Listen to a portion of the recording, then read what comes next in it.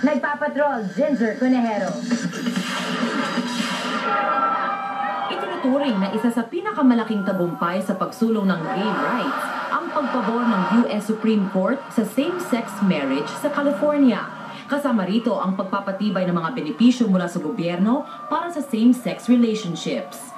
Nakasuporta ang Hollywood celebrities tulad ng Oscar-winning actor Leonardo DiCaprio, Ellen DeGeneres, Ricky Martin at iba pa. #LoveIsLove naman ang Twitter account ni US President Barack Obama para ipakita ang suporta para sa ruling.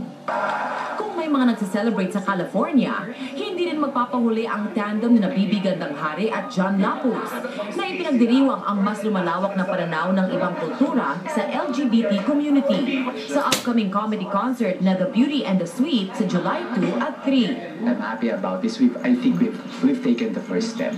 So kung may mag-propose naman sa akin, kung napakagwapo naman, or alam ko naman mahal ako, feeling ko naman mahal ko rin, might as well, wala namang masama doon.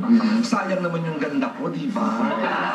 Aminado ang dalawa, hindi sila apektado mismo sa desisyon. Pero ikinatutuwa nila ang simbolismo ng court ruling na ito. Maski nga hindi mo na acceptance but at least awareness, they're there, at least pinag-uusapan na.